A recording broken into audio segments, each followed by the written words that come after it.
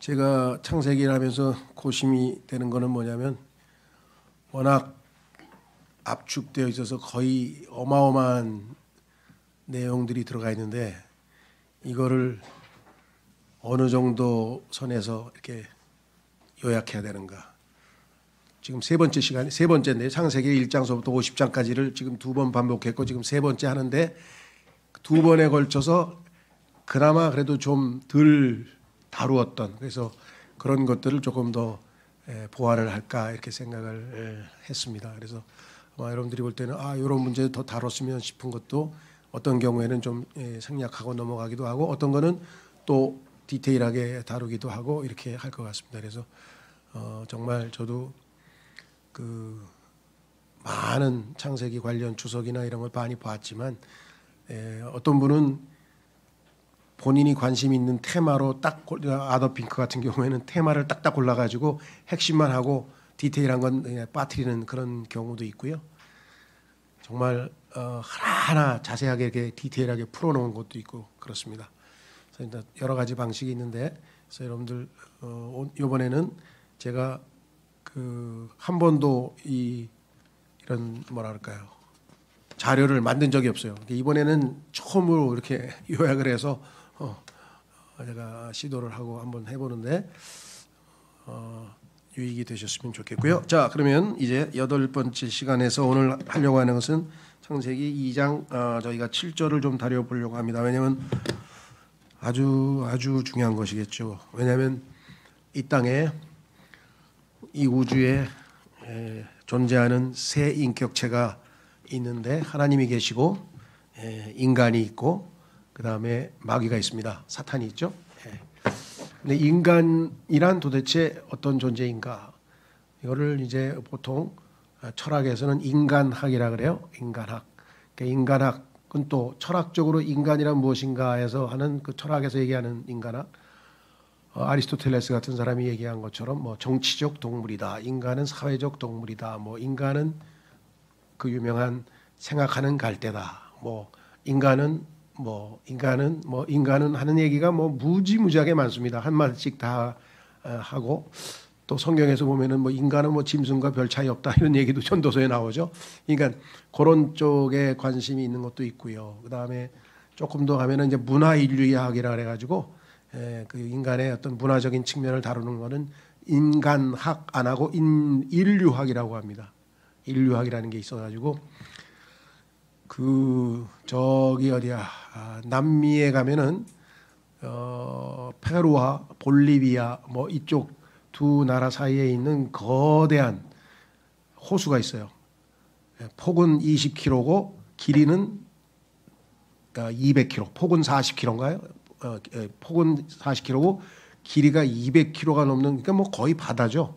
어마어마한 호수가 티티카카 호수라는 그 호수가 있는데 그 호수에서 나와 있는 무슨 전설 같은 이야기가 있어요. 이제 그런 것들을 알려면 어떻게 하는가? 인류학자들이 그 섬 안에 들어가서 삽니다. 그래서 그 섬 안에 들어가서 평생을 보내면서 그 인간의 어떤 습성이나 뭐 이런 것들을 연구하는, 그래서 책으로 내고 하는 사람들도 있고 그래요. 자, 하여간 어쨌거나 성경적 인간학을 다 얘기할 수는 없고요. 성경은 인간에 대해서 여러 가지 측면에 대해서 얘기를 많이 하는데 제일 중요한 거는 오늘 다루고자 하는 첫 번째 뭐냐? 하나님의 창조물이죠. 그렇죠? 인간 존재, 그것은 하나님의 창조물이라는 거예요. 근데 하나님께서 인간을 어떻게 창조했는가, 요거에 대해서 오늘 하나님께서 창세기 2장 7절에서 언급을 해 놓으셨습니다. 자, 우선 창세기 2장 7절 한번 읽고 넘어가겠습니다. 그리고 주 하나님께서 토양의 진토로, 더스트라 그랬죠? 먼지, 진토로 사람을 형성하셨으며 생명의 호흡을 그의 콧구멍 속에 불어 넣으셨더라. 그러자 사람이 하나의 살아있는 혼이 되었더라. 자, 그래서 우리는 여기서 인간의 세 가지 구성 요소를 한꺼번에 볼 수가 있죠. 인간은 여기에 나와 있는 것처럼 여기 제가 이렇게 썼습니다. 삼분법이라고 하는 것은 이 신학자들이 이렇게 용어를 만들어 썼어요. 삼분법이냐 이분법이냐. 이거는 또 영원한 뭐라고 해야 되나 논쟁거리. 신학계 죄송합니다. 신학계에 여러 가지 논쟁이 많아요. 예를 들면 우리는 세대주의고 그다음에 언약신약. 그래서 언약신약 대 세대주의. 또 중세로 가면 오늘날도 아직도 유지되고 있는 것 중에 하나가 자유의지 대 예정론. 이것도 영원히 숙제로 남아 있어서 거기서 소위 말하면 감리교와 장로교라고 하는 교단이 이렇게 분리되는 아주 또 엄청난 중세의 지적 대격전 논쟁 뭐 이런 게 있고요. 그 중에 또 하나가 뭐냐, 인간에 대해서 삼분법이냐 이분법이냐, 이거 가지고 또 엄청 논쟁이 많습니다. 논쟁할 필요는 사실 없죠. 그냥 성경에 써있는 대로 믿으면 삼분법이란 용어를 안 써도 인간은 영과 혼과 육이라고 써 있으니까. 그런데 뭔 신학을 열심히 했는지 영과 혼은 사실은 서로 맞바꾸어 쓸 수 있는 interchangeable한 같은 거를 얘기하는 거다. 이렇게 얘기를 해서 영과 혼을 영혼이라고 이름을 용어를 하나 만들어 가지고 없는 용어를 만들어 가지고 영혼과 육체 이렇게 이분법을 만들었는데 이게 또 우리나라 주류 장로교회의 또 주 교리예요. 근데 사실은 이건 철학자들이 만든 거거든요. 그렇죠? 하나님께서는 영과 혼과 몸을 만드셨는데 아시다시피 영이 고장이 나서 죽었잖아요. 그러니까 혼하고 육체밖에 없잖아요. 그래서 이거를 정신과 육체라고 표현하든 영혼과 육체라고 표현하든 이분법이라고 하는 것은 인간의 영이 지금 죽은 상태이기 때문에 그렇지 원래 영은 있죠. 사람 속에 있다고 고린도전서에도 보면은 사람 속에 있는 영이 아니면 어떻게 이해를 하겠느냐고 얘기를 했고요. 그렇죠? 자, 그래서 이 문제도 길게 논쟁을 안 하겠어요. 그러니까 과거에 제가 장로교회 뭣도 모르고 천안에 있을 때 살다가 갔더니 갑자기 뭐 수근수근 되더라고 뒤에서. 그래서 내가 청년부 그때는 단국대학교 제가 서서문학과 교수로 있었으니까 청년부를 맡기더라고요. 그래서 청년부를 맡아서 했는데 뭐가 좀 수근수근데 근데 거기에 이제 그 청년부 담당 목사가 있었어요. 근데 그 목사가 외국어대학교 그러니까 그 사람은 이제 아랍어과고 저는 스페인어과인데 아랍어과인데 저보다 2년 후배인데 거기서 이제 중동 지역에 선교사를 가려고 거기서 이제 그 선교 목사로 잠시 있었던 CCC 출신인데 그 나한테 와서 저기 그 혹시 삼분법 가르치셨어요? 그러더라고요. 제가 뭐 삼분법이라는 용어를 안 썼지만 그 데살로니가 전서에 사람 인간을 영과 혼과 몸으로 돼 있다고 그 얘기는 한 것 같은데 했더니 저희는 장로교라서 이분법이 맞고요. 삼분법은 혹시 그 워치만인 책 많이 읽으셔서 아니 난 워치만인 책을 읽어서 삼분법이 아니라 성경에 영과 혼과 몸으로 써 있어서 그런 건데 그랬더니 그거는 저희는 아니라는 거예요. 그래서 어떻게 아닌데 성경에 써 있는데 어떻게 아니라 그러지? 그랬더니 그게 그 영과 혼이 인터체인저블리한 거래. 누가 그래? 총신대 서철원 교수가 화가 나. 아니 성경적으로 얘기해봐. 성경에 난 영혼과 육체니까 틀렸다고 얘기하면 내가 받아들일게. 그러니까 목사지만 내가 후배니까 2년 후배니까 좀 그렇게 얘기를 했어요. 이것 말고도 또 있어요. 집사를 임명시킨다는데 목사님이 교육을 시킨대요. 그래요? 그래도 집사는 하시면 좋겠습니다. 그래서 권고해서 뭐 봉사한 거야, 뭐 봉사하죠 뭐. 그래서 가서 교육을 받아갔어. 그랬더니 이렇게 또 꼭 이렇게 앉아 있었는데 탁 목사님 올라오시더니 제가 여러분들이 이제 그냥 평신도가 아니고 이제 집사님이 되셔야 되는 거니까 조금 수준을 높여야 될 것 같아서 한 가지 질문을 던지겠습니다. 그 질문 내용이 뭐냐? 거듭나면 믿습니까? 믿으면 거듭납니까? 그래서 뭐 그런 질문이 다 있어요. 제가 믿으면 거듭나죠. 그랬더니 그러면서 제가 영접하는 자 곧 그분의 이름을 믿는 자들에게는 하나님의 아들들이 되는 권능을 주셨으니 믿으니까 거듭나서 하나님의 아들이 됐다고 성경에 써 있는데요. 그랬더니 그 김 집사님은 벌써 성경을 이렇게 인용해가면서 훌륭하신데요. 집사가 되려면 한 단계를 넘어서야 됩니다. 칼빈의 5대 강령에 의하면은 인간은 전적으로 부패되어 있어서 거듭나면 하나님께서 믿음을 선물로 주시는 겁니다. 예? 뭔 그런 게 다 있어요. 그랬더니 그러니까 그거를 넘어서서 신학적인 접근을 하셔야 이제 집사가 될 수 있다. 야, 그래가지고 얼마 있다가 도저히 내가 여기다가는 성경으로 뭐 해볼 수가 없구나. 예, 그래서 나오게 됐는데요. 하여간 뭐 장동교를 비판하려고 하는 게 아니라 이게 우리의 현실입니다. 이거 말고도 엄청 많아요. 얘기할 게 뭐 셀 수도 없이 많은데 그 중에 제일 힘든 게 뭐냐? 인간이 나하고 밀접한 문제잖아요. 내가 인간이잖아요. 근데 인간을 이해하려고 하는데 성경에 써 있는 하나님 말씀대로 안 하고 이걸 이분법으로 해서 영혼과 육체라고 이렇게 하면은 어떻게 되겠냐 이 말이죠.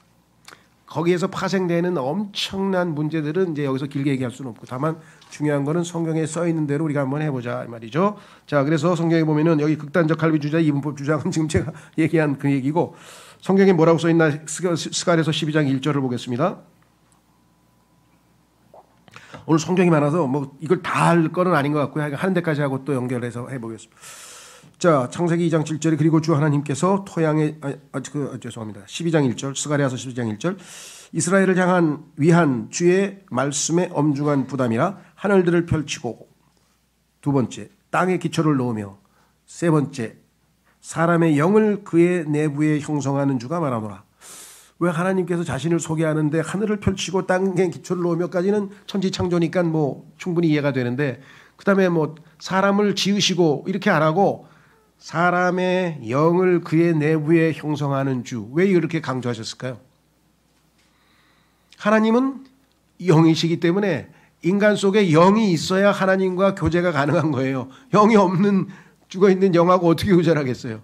그러니까 하나님께서는 인간을 단순히 지었다고 하지 않고 인간에게 있어서 하나님과 교제하는데 가장 중요한 영을 내부에다가 속에다가 형성하셨다고 이렇게 성경에 써놓은 것이죠. 분명히 영이 있습니다. 두 번째 욥기 32장 8절에 그러나 사람 안에 영이 있나이다. 또 전능하신 분의 영감이 그들에게 명초를 주시나이다.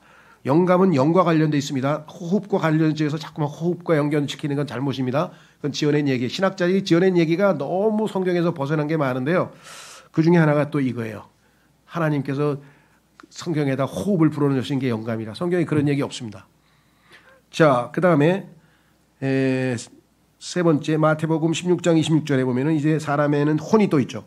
그러므로 사람이 온 세상을 놓고도 자기 자신의 혼을 잃는다면 그에게 무슨 유익이 되겠느냐? 혹은 사람이 자신의 혼을 대신하여 무엇을 주겠느냐? 혼이 있네. 그러면 영이 있고 혼이 있고 그다음에 세 번째 몸이죠. 몸은 뭐냐? 로마서 6장 6절 7절에 이것을 알거니와 우리 옛사람은 그분과 함께 십자가에 못 박히나니 이는 그 죄의 몸이 멸망받게 하려 하며 이후로는 우리가 죄를 섬기지 않게 하려 함이라. 이는 죽은 자가 죄에서 자유롭게 되기 때문이라. 우리의 몸은 타이틀이 붙어 있는데 죽은 몸이라 돼. 죽은 몸. 여기 써 있죠? 예. 죄송합니다. 죄의 몸. 그러니까 인간은 창세기 3장에서 죄를 짓는 순간 인간의 몸은 죄의 몸이 되어 버렸어요. 자, 그다음에 두 번째 로마서 가만있어 여기 로마서 7장 24절은 안 찍혔네. 찍혀 있나요? 찍혀 있어요? 네, 여기 있네. 네. 로마서 7장 24절에 보면은 이렇게 되어 있습니다. 오 나는 비참한 사람이로다. 누가 나를 이 사망의 몸에서 구해내겠는가. 인간의 몸은 창세기 3장 이후로 죄의 몸이고 사망의 몸이에요. 항상 연관이 되어 있어요. 그렇죠? 예, 그래서 이 몸은 성경에서는 항상 나쁜 것으로 써 있어요. 좋은 것으로 써 있을 땐 딱 한 군데인데 그건 뭐냐면 이 몸을 산 희생물로 주님께 내어 드리는 거예요. 그러면 죄가 내 몸을 주관해서 군림하지 아니하고 주님께서 그렇죠? 내 몸을 주장해서 사용하면 이것은 하나님의 도구로 우리가 사용되는 거죠. 자, 그래서 몸과 영과 혼이 분명히 이렇게 나와 있죠. 그래서 하나 찾겠습니다. 성경 데살로니가 전서 5장으로 가보겠습니다. 데살로니가 전서 5장 한번 찾겠습니다.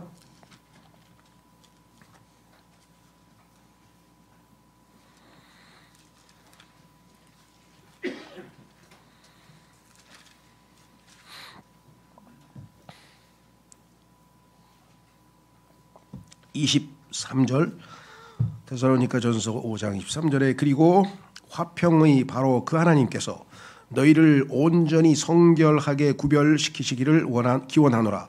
그리하여 우리 주 예수 그리스도의 오심까지 너희의 온 영과 혼과 몸이 비난받을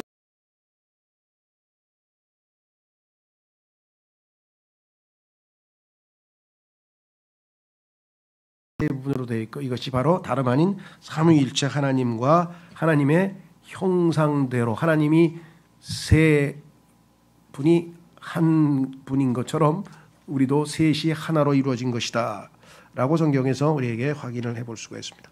자, 그렇다면 이거를 영과 혼과 몸을 자세하게 공부를 하시려면 여러분들이 여러 가지 책 중에서 저희 교회에서 출간한 책자 중에 천국과 하늘과 지옥이라는 책이 있어요. 제임스 낙스 목사님이 쓴 책 중에서 하늘과 지옥이라고 하는 책에 보면은 거기에 영, 혼, 몸에 대해서 상당히 자세하게 다 한 30페이지에 걸쳐서 설명이 30페이지에 걸쳐 성경에 설명이 써 있을 겁니다. 그거를 좀 참조하시고 오늘은 셋으로 됐다는 거 사실이 맞는 거라는 것을 성경으로 확인만 하고 넘어갑니다. 기능만 언급하고 넘어가겠습니다. 자, 영은 어떤 기능을 가지고 있는가? 양심과 교통과 직감, 이 세 가지의 기능을 가지고 있는데, 첫째 양심 보겠습니다. 9장 1절. 내가 그리스도 안에서 진리를 말하고 나는 거짓말하지 아니하노니 나의 양심 또한 성령님 안에서 내게 증거하거니와. 이 양심이 영의 기능이죠. 그래서 성령님 안에서 내 영이 증언한다 이가. 두 번째 교통은 커뮤니케이션이란 뜻입니다. 버스 전철 그 교통 말고 커뮤니케이션이라는 의미에서의 교통. 예, 그래서 어떻게 여기 나와 있죠? 요한복음 4장 24절에 하나님께서는 한 영이시니 그분께 경배하는 자들은 반드시 영과 진리 안에서 그분께 경배하라니라. 하나님과 경배는 하나님께 올라가고 하나님의 축복이 내려오고 이 하나님과 교통하는 그 경배의 수단은 우리의 영이다. 그래서 영으로 하나님께 우리가 경배해야 된다 그랬습니다. 그리고 로마서 1장 9절에 보시면 이는 하나님께서 나의 증인이시기 때문에 그분의 아들의 복음 안에서 내가 그분을 나의 영으로 섬기고 있노라. 하나님을 섬기는데 영이신 하나님을 육체로 섬길 수는 없는 거죠. 영으로 섬기고 있노라. 자, 그래서 우리는 영의 기능에 대해서 한 가지 더 있네요. 고린도전서 14장 14절. 즉 교통에 관한 것 하나 더 찾아보겠습니다. 죄송합니다. 이는 만일 내가 알려지지 않은 어떤 방언으로 기도한다면 나의 영은 기도하고 있어도 나의 이해하는 것은 열매 맺지 못하느니라. 그러니까 하나님과 교통하는 순간 중에 하나는 경배도 있고 기도도 있는데 기도도 영으로 한다 그랬죠. 자, 그래서 우리는 두 번째 기능이 교통이라. 세 번째는 직감한다 그러죠. 직관이라고도 하고 탁 뭔가 이거구나 하고 뭔가 탁 하는 게 영의 기능이에요. 자, 마가복음 2장 8절 보시면 그러자 예수님께서 자신의 영으로 그들이 그처럼 자기들 안에서 따진 것을 아셨을 때, 예수님은 영으로 예수님께 속으로 막 항변하면서 따지고 있는 그것을 금방 알아차렸어요. 영으로 직감적으로. 그게 영의 기능이죠. 예수님의 영이 역사하셨다. 고린도전서 2장 11절에 가시면 그런즉 사람에게 속한 것들을 자신 안에 있는 사람의 영을 제외하고 어떤 사람이 알겠느냐.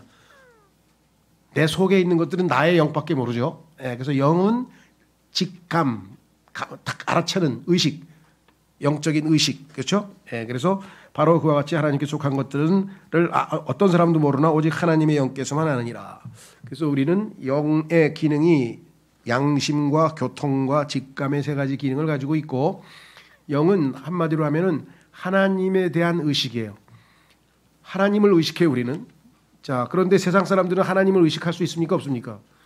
못하죠. 왜? 영이 고장나 있으니까. 영이, 그렇죠. 확인해 보겠습니다. 고린도전서 2장으로 가시면 13절.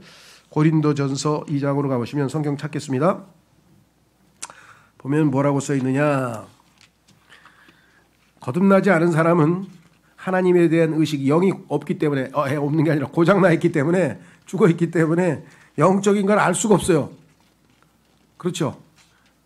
그래서 거듭나지 않은 채 성경을 읽으면 정말 힘들어요. 재미가 없고. 이거 어떻게 읽게? 뭔 소리인지를 알아야 읽지. 성경이. 그렇죠. 자, 고린도전서 2장으로 가시면 이렇게 써 있습니다. 14절. 고린도전서 2장 14절에 그러나 본성적인 사람은, 본성적인 사람이라는 뜻은 뭐냐면 거듭나지 않은 사람을 본성에 속한 사람이라. 왜? 태어나면서 자연적으로 받은 인간의 본성, 인지상정이라 인간의 본성을 지니고 태어났죠. 예. 그런데 그게 거듭나서 하나님의 본성, 하나님의 성품을 아직 안 받았어요. 그렇기 때문에 본성적인 사람이라 그래요. 본성적인 사람은 하나님의 영께 속한 것들을 받지 아니하느니라. 이는 그것들이 그에게는 어리석음이기 때문이요. 그는 그것들을 알 수도 없으니 그것들은 영적으로 분별되기 때문이라. 그렇죠. 그래서 성경에 나와 있는 영적인 얘기를 하면 뭔 소리를 하는지 몰라요. 영이 죽어 있는 사람은. 자, 그래서 하나님을 의식할 수 있는 것은 우리의 거듭난 영이다. 다시 태어난 영이다. 두 번째는 인간의 혼, 소위 말해 이거는 지정의라고 하는 인격이죠.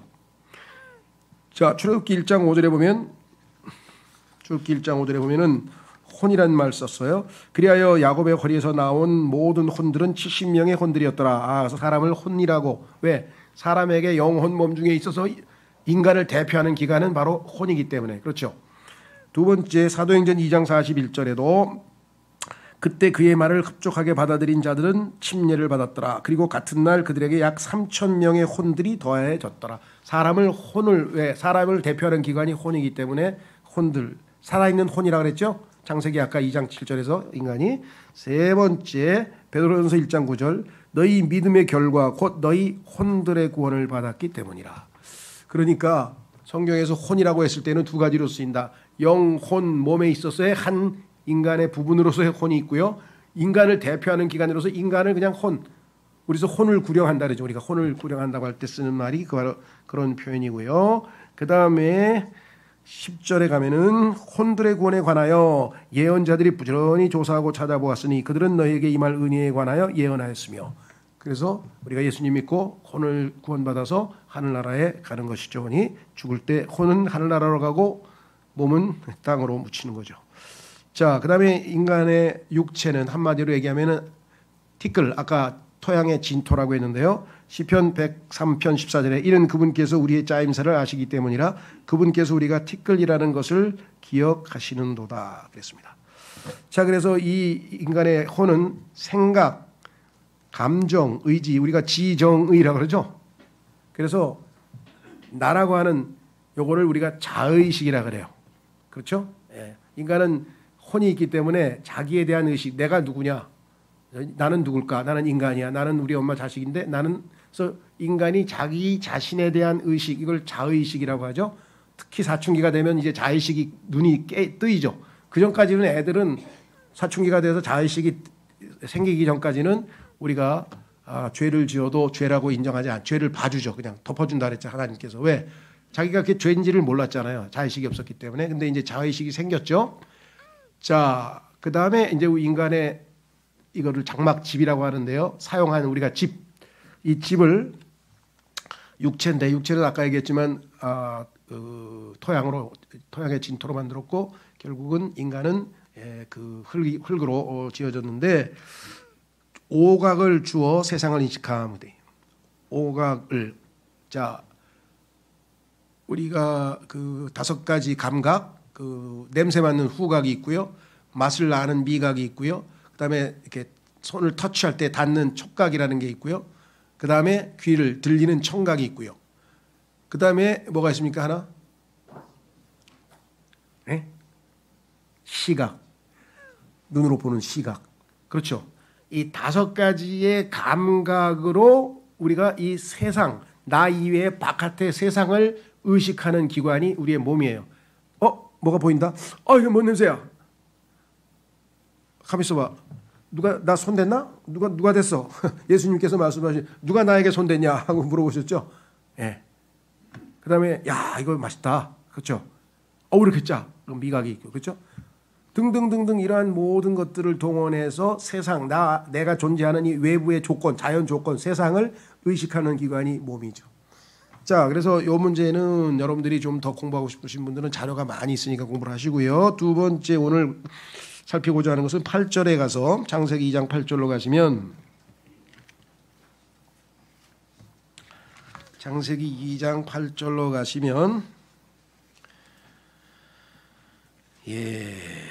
거기에 뭐라고 되어 있느냐. 에덴의 동산이 나오죠.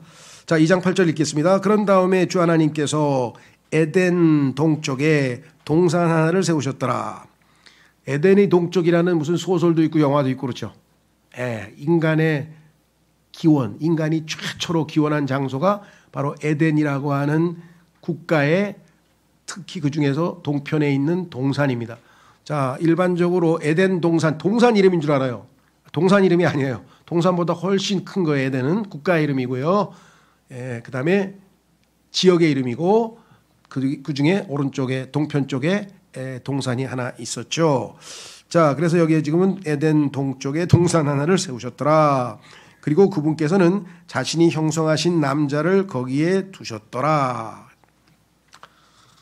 그런데 성경에 보니까 여러분들 기억하실지 모르겠는데 예수 그리스도께서 부활하신 후에 예수님을 착 쳐다본 한 여인의 고백이 동산직인가 본데 가드너라 그랬어요. 가드너. 얼마나 상징적이에요. 왜? 아담의 최초 직업이 가드너야. 가드너. 여러분 아시죠? 정원사라 그러죠. 우리 요즘에는 가드너. 아담이 가드너로 하나님이 지으셨는데 예수님께서 부활하셨더니 이거 가드너 아닌가? 라고 느꼈다는 얘기는 뭐예요? 얼마나 본래 인간에게 하나님께서 맡기신 직업이 바로 이 정원을 가꾸는 일이죠. 자, 그래서 여기 보시면 우선 에덴이라고 하는 그 지역에 대해서 한번 좀 성경의 네 구절을 살펴보려고 합니다. 한번 쭉 읽으시면은요. 에덴이 자, 첫 번째 이집트와 연관이 돼 있어요. 이집트에 있는 지역을 에덴이라 그랬다. 창세기 13장 10절. 그리하여 롯이 자신의 두 눈을 들어 올려 요르단의 온 평화를 바라보았더니 곳곳마다 물이 넉넉히 되어졌더라. 주께서 소돔과 고모라를 멸하시기 전이었기에 마치 주의 동산 같았고, 그렇죠? 에덴에 있는 동산, 네가 조알에 갈 때 만나는 이집트 지역 같았더라. 두 번째 아모스에 보면은 다마스쿠스 지역과 연관이 돼 있어요. 또한 나는 지금 이제 시리아 쪽에 다마스쿠스, 성경에 바울이 영장 가지고 체포하러 갔던 그 지역이죠. 나는 다마스쿠스의 빗장을 깨고 아웬 평화로부터 거주자들을 끊으며 에덴의 집에서 왕호를 잡은 그를 끊겠노라. 그리하면 시리아의 백성은 포로가 되어 길로 가리라. 주가 말하노라. 이사야서 51장 3절에 보면은 무엇과 관련되어 있냐. 예루살렘 시온 지역도 에덴과 연관이 있습니다. 이는 주가 시온을 위로할 것이기 때문이라. 그가 불모지가 된 그녀의 모든 장소들을 위로하리라. 그리고 그가 그녀의 광야를 에덴처럼 그녀의 사막을 주의 동산처럼 만들리라. 즐거움과 반가움이 그 안에서 발견되리니 감사들을 드림과 선율의 음성도 그러하리라. 마지막으로 네 번째 보면은 열왕기하 19장 12절에 보면은 이 지역은 고잔, 하란은 여러분 아시죠? 아브라함이 중간에 하나님께서 떠나라 그래가지고 떠나다가 중간에 멈췄던 지역이 하란 아니었습니까? 그래서 하란에서 아버지가 죽고 나서야 비로소 이제 유프라테스 강을 건너서 이제 이 하나님께서 약속하신 그곳으로 왔죠. 그래서 이 민족의 이름이 히브리 민족이 된 거예요. 히브리란 말은 강을 건너는 자라는 뜻이에요. 강을 건너는 자. 강을 건넜다는 얘기는 세상과 결별했다, 구별된다는 뜻도 있죠. 그래서 히브리 민족의 원래 이름이 그렇습니다. 자, 이렇게 돼 있어요. 나의 조상들이 멸한 자들 곧 고잔과 하란과 레잽과 들라살에 있었던 에덴의 자녀들을 그 민족들의 신들이 구출한 적이 있느냐. 자, 이렇게 되면은 한마디로 하면은 요 네 지역을 연결시켜서 보면은 하나님께서 에덴이라고 부르는 지역은 아마도 추정입니다. 100% 뭐 사실로 얘기할 수는 없죠. 노아의 홍수 때 아라랏산에 배가 멈췄죠. 그래서 그 아라랏산을 맨 위에 꼭지점으로 하고 쭉 좌변, 삼각형의 좌변으로 내려오면은 이쪽 끝이, 그러니까 이쪽이 해변이에요. 즉 지중해, 지금 전쟁 터지는 가자 지역도 있죠. 쭉 레바논에서부터 시작해가지고 쭉 가자 지역으로 해가지고 이집트의 나일강까지.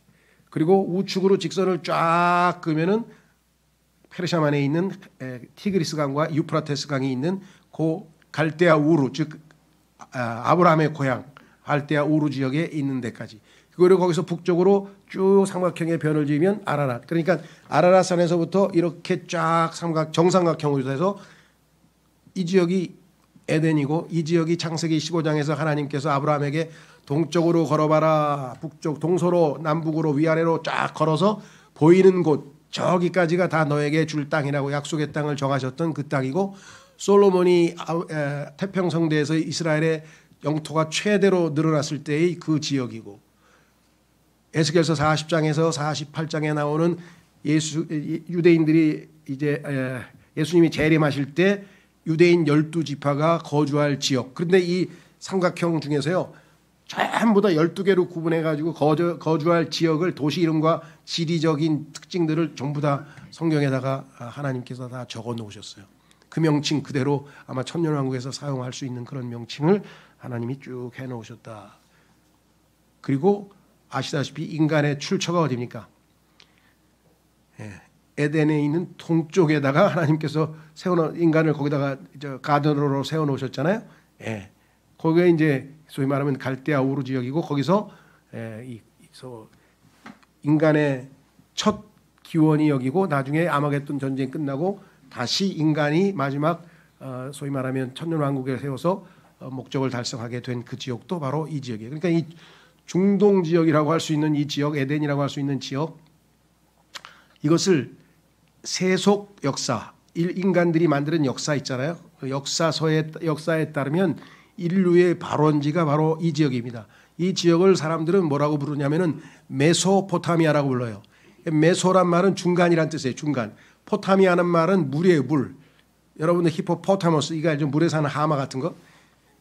자, 그러면 여기에 동쪽에 티그리스 강이 흐르고 유프라테스 강이 흐르면서 그 사이가, 이렇게 벌어진 사이가 소위 말하면 비옥한 초승달이라고 하는 인류 문명의, 메소포타미아 문명의 최초 발원지고, 인간이 여기서부터 출발했다고 하는 것은 성경적으로 근거가 있는 거죠. 그래서 여기 지금 제가 써놨습니다. 창세기 15장에 아브라함에게 주신 땅, 천년왕국 시대의 이스라엘이 차지할 영토, 그러니까 예수 그리스도께서 다스릴 천년왕국의 이스라엘의 영토가 바로 에덴입니다.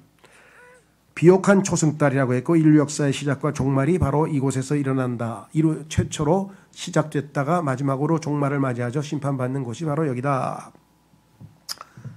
그래서 여기 그냥 정보를 드리는 겁니다. 왜냐하면 에덴에 대해서 사람들이 그냥 그렇게 깊이 별로 생각을 안 하고 넘어가는데, 성경에는 이 정도의 어느 정도의 정보는 우리에게 제공해 주고 있고, 두 번째는 에덴의 동쪽에 이제 동산이 하나 있는데, 이 가든, 아까 말씀드린 것처럼, 자 보겠습니다. 어디 갔어요? 죄송합니다. 요한복음 20장 15절에 보면은 예수님께서 그녀에게 말씀하시기를, 여자여 내가 어찌하여 오느냐, 내가 누구를 찾느냐 하시니라. 그분을 동산지기라고 추정한 그녀가 그에게 말씀드리기를, 선생님, 만일 당신께서 여기에서 그분을 가져가셨다면, 예수님인 줄 몰랐으니까, 예수님이 없어졌으니까 예수님을 당신이, 동산지기, 당신께서 시체를 치웠다면 당신께서 그분을 어디에 뉘었는지 제게 알려주소서. 그리하면 제가 그분을 모셔가겠나이다. 시체를 딴 데다 옮겨놓은 줄 알고 있어요. 지금 동산지기가 와서. 그분이 예수님인지도 모르고 지금 착각하고 있죠. 자, 뿐만 아니라 성경에 보니까요, 하나님께서 우리를 농사 짓는 농사꾼이라고 그랬는데, 영어로는 이걸 허즈번드라 그래요. 남편이라는 뜻인데, 그렇죠. 허즈번드라는 단어가 원래 농부라는 뜻이에요. 허즈번드리 하면 농장 또는 정원, 농사, 일하는 거예요. 처음에 아담은 출발은 농사 짓는, 즉 정원에서 과일 관리하는 거죠. 자, 그래서 고린도전서 3장 9절에 보니까, 이는 우리가 하나님과 함께 수고하는 자들이기 때문이라. 너희는 하나님의 농작지요, 너희는 하나님의 건축물이로다. 이렇게 성경에 분명하게 나와 있죠. 그렇죠? 자, 그래서 동산과 관련지어서 인간의 최초의 직업과 연관해서도 상당히 의미가 있다는 것을 우리가 보게 되고요. 자, 그 다음에는 이제 우리가 주목해야 될 단어가 나무입니다. 나무. 우선 창세기 2장으로 가세요. 창세기 다시 2장으로 가면은 9절에 나무 얘기가 나와요. 자,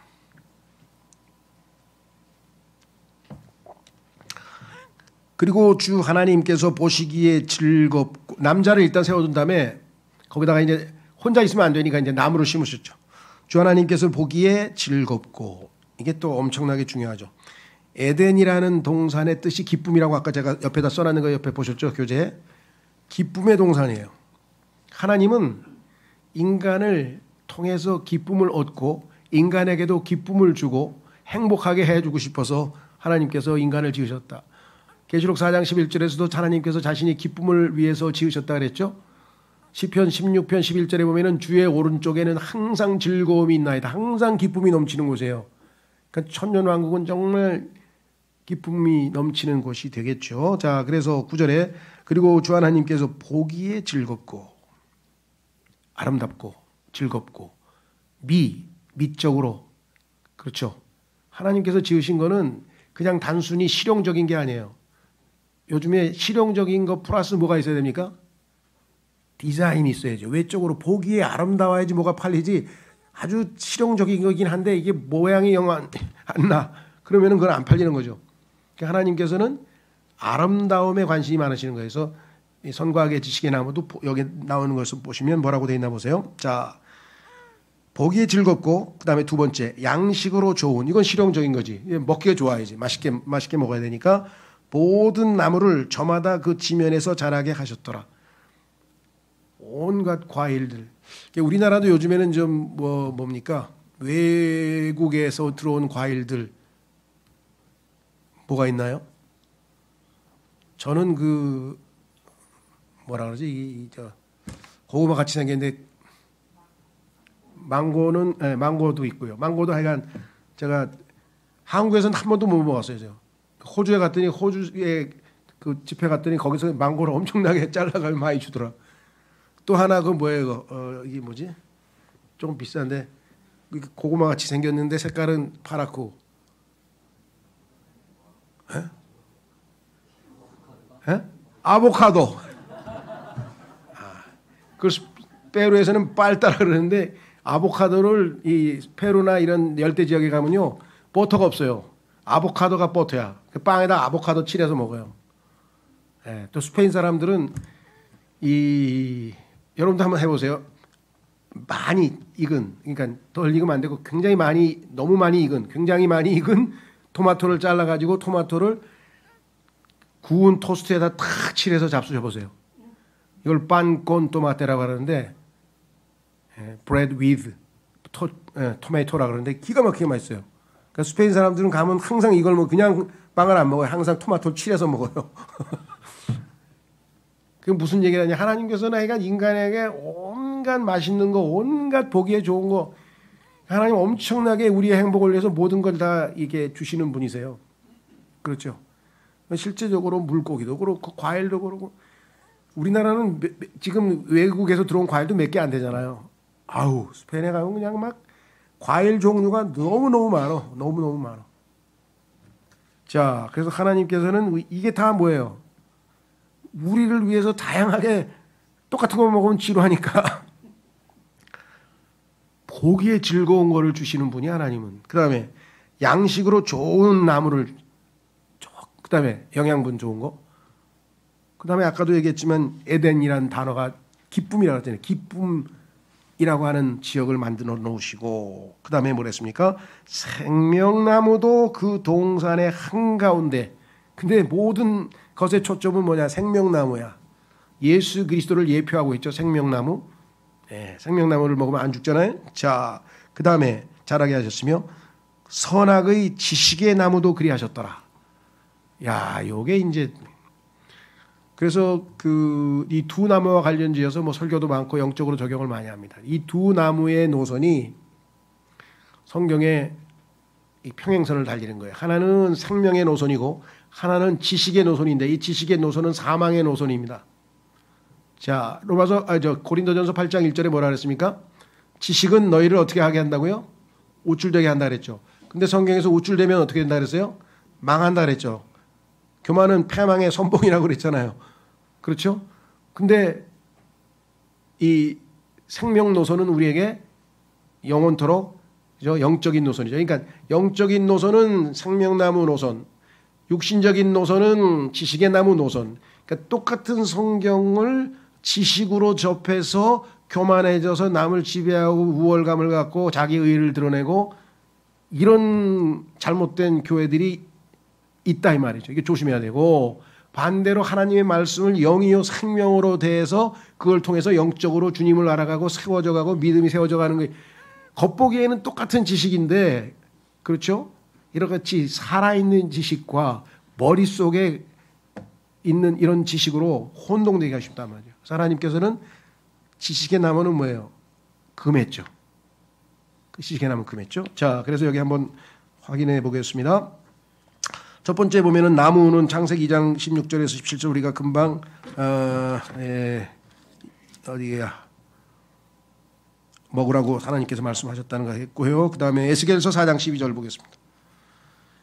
에스겔서 4장 12절. 창세기 2장 16, 17절은 우리 아까 지금 그 나무에서 화면에 띄었나요? 에스겔서, 저기 가겠습니다. 에스겔서 4장 47장 12절에 보시면 또한 그 강가에 그곳의 둑 위에는 이 편과 저편에 음식을 위한 모든 나무들이 자라리니 그것들의 잎사귀는 시들지 아니하며 그것들의 열매도 소진되지 아니하리라. 그것은 그의 달들에 따라 1월, 2월, 3월, 4월이죠. 달들에 따라 새 열매를 내리라. 이는 그 강들의 물들을 성소에서 내보냈기 때문이라. 그런즉 그것들의 열매는 음식이 되고 그것들의 잎사귀는 약이 되리라. 에스겔서 47장은 천년 왕국에서 예수 그리스도께서 다스리는 그 지역인데 예루살렘에서 이렇게 생명수가 흘러나와서 나무들이 옆에 쫙 있다고 하는 모습을 보여주는 겁니다.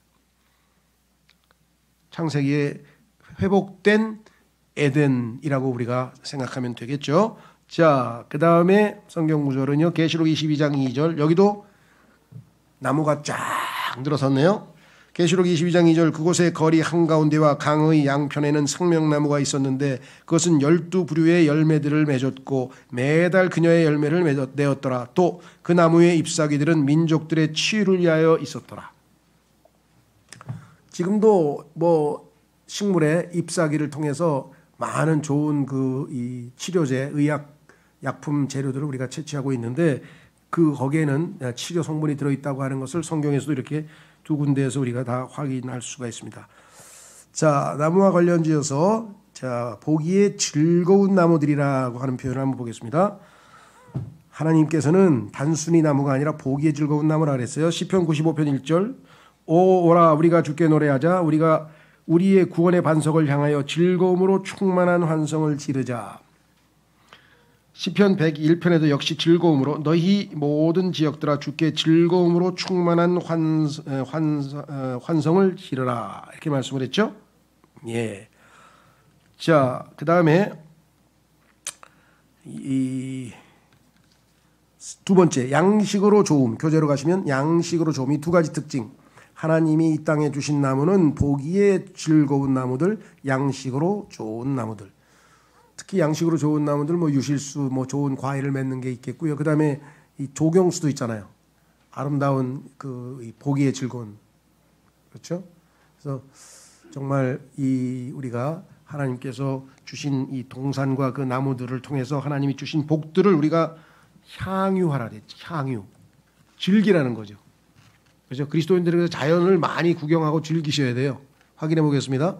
디모데전서 한자 찾겠습니다. 디모데전서 6장 17절 한번 보겠습니다. 디모데전서 6장 17절.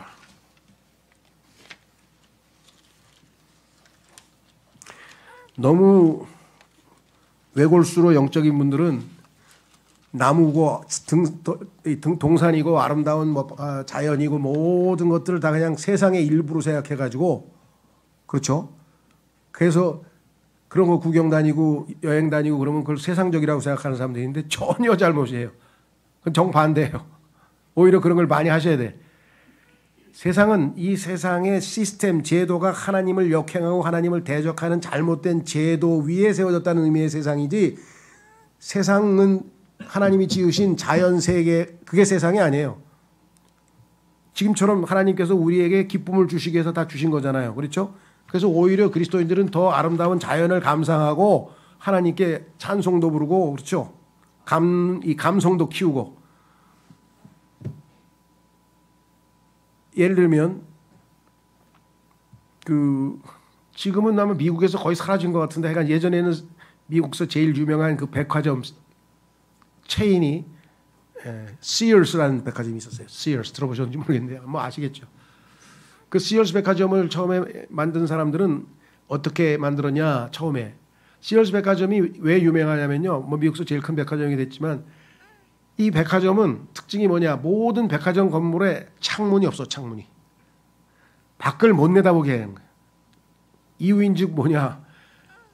재밌는 에피소드가 있어요. 빅 몽드리앙이라고 하는 그 입체파, 소위 말하면 세계적으로 유명한 화가가 있었는데 이 화가가 뉴욕에 있는 자기 아틀리에에서 스튜디오에서 아틀리에라고 그러나요? 그 작업실에서 그림을 그리는 거예요. 그런데 가끔 창문 쪽에서 이렇게 팔랑팔랑하면서 뭐가 이렇게 보이면은 뉴욕의 그 가로수들이 쫙 푸릇푸릇하게 막 봄에 이렇게 나는 거 보는 거예요. 이렇게 가만히 자기 그림을 그리다가 얼핏 보니까 탁 나무를 보는 순간 뭐가 있어요? 창세기 2장 8절이 생각난 거야. 2장 9절이. 주일학교 다닐 때 창세기에서 하나님께서 나무 만들었지 보기에 즐겁고 먹기에 좋은 나무 만들었다 그랬는데 그러니까 갑자기 창세기가 생각나니까 뭐예요? 하나님이 생각나고 하나님이 생각나니까 예수님 생각나고 자기는 무신론자인데 예수 안 믿어 나 필요 없어. 근데 자꾸만 그런 게 떠오르니까 뭐예요? 심기가 불편해진 거야. 이런 멍청한 건축가 같은 자식들 창문 없이 좀 건물 하나 못 만드나? 왜 나를 심기가 거슬리게 만들어? 안 보이게 창문 없 건물이었으면 내가 나의 창조의 세계에서 내가 신이잖아. 내가 내 자신 이 그림을 창조해서 내가 왕 노릇하고 신 노릇할 텐데 저걸 만들어 놔가지고 자꾸 하나님 생각이 나니까 내가 그냥 위축되잖아. 하나님보다 내가 작으니까. 신경 쓰여. 요따위 소리를 한 거예요. 인간이. 그러니까 그 얘기를 신부기자가 들었어. 하도 유명한 사람이니까 아마 취재를 하다 들었나 봐. 야, 빅몽드리앙이 말했는데 창문 없는 건물이 없이 만든 이 멍청한 건축가들이라고 건축가들을 비판했다. 그랬더니 그거를 또 영감을 받아가지고 그럼 내가 창문 없는 거 만들어줄게 하고 만들었어요. 그랬더니 시얼스 백화점이 요거다 이거야. 왜? 백화점에 가서 물건 사는 사람도 똑같아. 물건에만 집중해야 되는데 바깥을 보니까 아름다운 꽃이 피고 막 벚꽃이 피고 나 가야지. 나 저 구경 가는 게 낫겠다. 장사가 안 되는 거야. 무슨 말인지 이해가 되셨어요? 그리스도인은 자연 만물 그 아름다운 인간이 세워놓은 거 말고 하나님이 만드시는 걸 자꾸 구경 가서 보고 창세기를 연상하고 하나님께 감사하고 이게 꼭 필요한 겁니다. 자, 그래서 첫 번째 이제 생명나무 동산의 한가운데 있습니다. 이게 사실은 우주의 중심이에요. 우주의 중심은 땅이고 하나님이 중심을 땅을 세웠잖아요. 지구. 그 다음에 땅의 중심은 에덴에 있는 동산이고 동산나무의 중심에는 생명나무가 있어요. 근데 그 생명나무가 누구를 예표하고 있어요? 예수 그리스도를. 예수 그리스도가 온 우주의 중심지에 머물고 계시죠. 그 다음에 강이 있다 그랬죠. 아까. 강 있나요? 창세기 2장에서 우리가 강 읽었죠.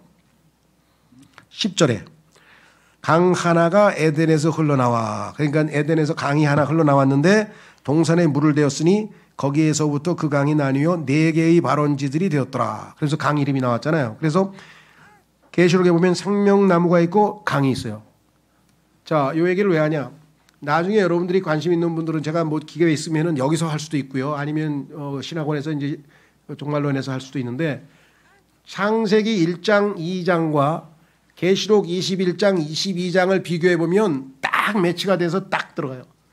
강 있죠? 생명나무 있죠? 보석 있죠? 딱 매치가 돼서 돌아가요. 영원히 이어지는 거예요. 영원히. 하나님은 그래서 이 하나님이 지으신 창조물에는 직선이 없어요. 다 곡선이에요. 원이에요. 원주 아시죠? 3.14. 그 다음에 안 끝나. 영원이야. 영원. 3.14는 아무리 컴퓨터를 해봐도 이게 끝나질 않는 거예요. 묘하게 하나님께서 창세기하고 계시록이 1, 2장이 마지막 2개가 딱 연결 지어지도록 했다는 뜻에서 제가 이걸 좀 말씀을 드린 것이고요. 강이 있고 그다음에 나무가 있다. 생명나무가 있다. 자, 네 가지는 짧게 읽고 가겠습니다. 한 얼마 남지 않았는데요. 첫 번째 보면은 피손강이 있다 그랬어요. 강 이름이 나와 있어요. 자, 이 피손강이 있는데 이 강은 값없이 흐른다는 뜻이고요. 자라게 한다는 뜻도 있는데 히브리어는 하윌라라고 합니다. 하윌라. 에스겔서 47장 9절에 보면은 아까 우리가 뭡니까? 읽었던 구절 중에 강이 하나 있었었죠. 에스겔서 47장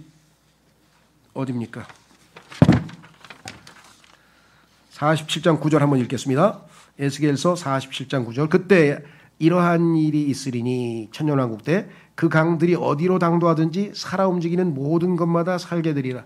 다 죽었던 사해, 죽었던 바다서부터 시작해가지고 모든 죽음의 강들이 천년왕국이 되니까 이 7년 환란 동안에는 엄청나게 다 강물이고 뭐고 다 죽었는데 살게 되죠. 그리고 물고기에 아주 엄청난 무리가 있으리라. 이는 이 물들이 그리로 당도한 까닭으로 그것들이 치유될 것이기 때문이라. 그리고 그 강이 당도하는 곳에서는 모든 것마다 살게 되리라. 생명수가 흐르니까 생명수. 에스겔서 47장 12절. 또한 그 강가에 그곳의 뚝 위에는 이편과 저편에 음식을 위한 모든 나무들이 자라느니. 강과 나무. 아까 말씀드렸죠. 천년왕국에서는 강과 나무가 있다 그랬죠. 창세기에도 강과 나무가 있다 그랬죠.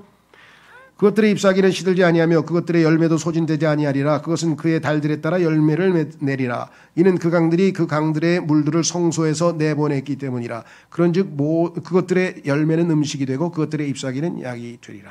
하고 말씀을 하셨죠. 자, 그 다음에 두 번째는 금이 있대요. 그런데 거기에 그 강가에 금. 두 번째에는 베델리엄이 있다 그랬는데 이 베델리엄이라고 하는 것은 진주의 일종입니다.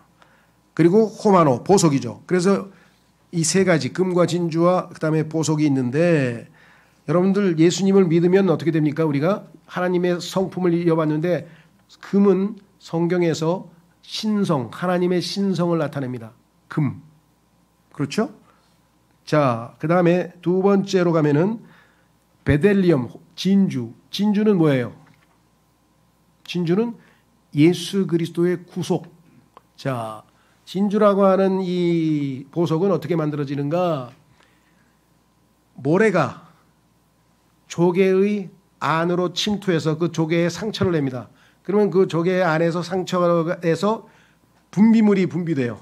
그래서 이것이 수십 년 수백 년 오래 반복해서 그 안에서 소위 말하면 진주라고 하는 유기체, 생명이 있는 보석이 만들어지는 거예요. 유일하게.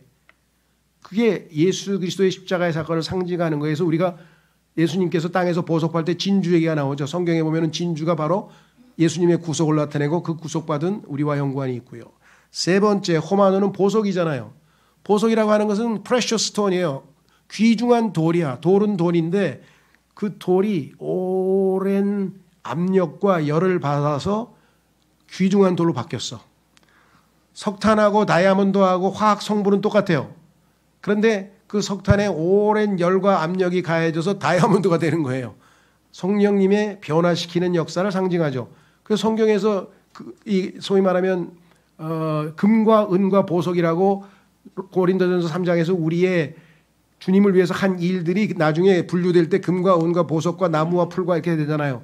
근데 왜 은인데 여기서는 진주가 됐을까요? 은은 예수 그리스도를 께서 구속할 때 예수님이 팔린 값이잖아요. 그렇죠? 그런데 그것이 부활해서 이제는 생명체로 돼서 뭐예요? 진주로서 우리에게 돌아온 거죠. 그러니까 은과 진주는 예수 그리스도의 구속과 둘 다 연관이 되어 있습니다. 성경은 이렇게 다 모든 게 연결되어 있습니다. 자, 그 다음에 두 번째는 기혼이라고 하는데 기혼이라고 하는 강 이름은 어떤 뜻이냐, 어떤 의미를 가지고 있냐? 여기서 이제 경류. 강이 흐르는데 콸콸콸콸 흐르는 거예요. 성령께서 심장에서 막 폭포수도 지금 솟아난다고 예수님께서 요한복음에 말씀하셨던 그것이죠. 자, 그래서 한번 성경을 확인하고 읽어보겠습니다. 우선은 베드로후서 4장 1장 4절에 그것들로 말미암아 우리에게 지극히 위대하고 보배로운 약속이 주어졌으니 이것들로 인하여 너희가 하나님의 본성의 금, 신성을 나타내는 금, 본성의 동창자들이 되었다 그랬고요. 그 다음에 4장 14절에는 그러나 누구든지 내가 줄 물을 마시는 자는 결코 목마르지 아니하리라. 오히려 내가 그에게 줄 물은 그 안에서 영원한 생명으로 솟아오르는 샘물. 경류예요, 경류. 요한복음 7장 38절에도 나를 믿는 자는 성경 기록이 말씀하셨듯이 그의 배 안에 살아있는 물의 강들이 흐르리라. 흐르는 경류, 세게 흐르는 강한 물결, 이것이 바로 기온이라고 하는 강의 이름이고요. 세 번째, 거기에 보시면 에티오피아라고 이렇게 되어 있죠. 지역이 에티오피아 지역을 흐르는 강이니까 오늘날로 추정하면은 뭘로 추정해 볼 수 있겠어요? 지금 에티오피아 지역을 흐르는 강이 뭐죠? 나일강이죠. 에티오피아를 지나서 이집트로 흘러가는 강이죠. 그러니까 오늘날 지명으로 보면 나일강이 되겠죠. 세 번째 강은요, 히데겔. 히데겔이라고 하는 강은 티그리스라고 히브리로 합니다. 그래서 우리는 티그리스 강으로 알고 있죠. 신속한 힘이란 뜻이에요. 이 강에 다 의미를 부여해내서 하나님께서. 자, 이쪽에 강과 생명나무가 있는 곳, 다시 말해서 주님이 예비하신 그런 곳에서 우리가 신앙생활을 하게 되면 어떻게 되는가? 권능, 힘, 파워가 있어요. 그래서 여기 에베소서 1장 19절에 그분의 강력 막강한 권능의 역사하심대로 믿는 우리를 향하신 그분의 권능의 지극히 위대하심이 무엇인지를 알게 하려 함이라. 바울의 기도죠. 에베소서 1장 20절에도 그 권능은 그분께서 그리스도 안에서 역사하신 것이니 그분께서 그리스도를 죽은 자들로부터 일으키시어 하늘의 초소들에 있는 그분 자신의 오른편에 그리스도를 두셨고, 빌립보서 3장 10절에서는 부활의 권능과 관련된 말씀들이에요. 내가 그분의 죽으심에 일치되어 그분과 그분의 부활의 권능과 그분의 순환들의 교제를 알고자 함이니. 요한복음 10장 10절에서는 풍성한 생명이죠. 이와 같이 강들을 쫓아서 추적을 해보면 우리의 신앙생활의 핵심적인 요소들을 여기에다 다 하나님께서 묻어 놓으셨다 그랬습니다. 자, 그래서 이제 마지막 이제 네 번째 강 이름은 유프라테스. 너무나 유명한 강이죠. 예, 달고 풍부한 결실. 솔로몬의 아가서에 보면은 그 여인이 성령의 열매를 풍성하게 맺어가지고 이렇게 딱 저장해 놓고 주님을 초청하면서 와서 마음껏 즐기시라고. 여러분도 그러신가요?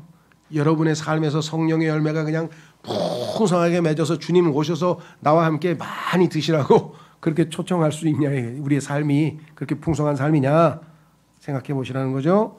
자, 그래서 베드로후서 1장 3절에서 8절, 이건 여러분 잘 아시는 것처럼요, 다 읽진 않겠습니다. 베드로후서 1장서부터 시작해서 쭉 이제 내려가면서 뭐라고 얘기했는가? 5절서부터 보십니다. 5절에 보면 그런즉 이뿐만 아니라 열심을 다해 너희의 믿음의 덕, 자 순서대로 읽습니다. 믿음의 덕을 더하고 덕의 지식, 지식의 절제, 절제의 인내, 인내의 경건, 경건의 형제다운 친절, 형제다운 친절의 성도의 사랑을 더하라. 이렇게 해서 영적으로 우리가 계속 성경적으로 성장해 가면, 이는 만일 이런 것들이 너희 안에 있어 넘치면 그것들은 너희로 하여금 우리 주 예수 그리스도의 지식 안에서 너희가 생산을 못하는 자나 열매 없는 자가 되지 않도록 할 것이기 때문이라. 그렇습니다. 우리의 신앙생활에서는 이와 같이 잘 성장해서 부지런히 잘 먹고 성장해서 풍성한 열매를 맺는 것이 주님의 기쁨을 위한 것이다.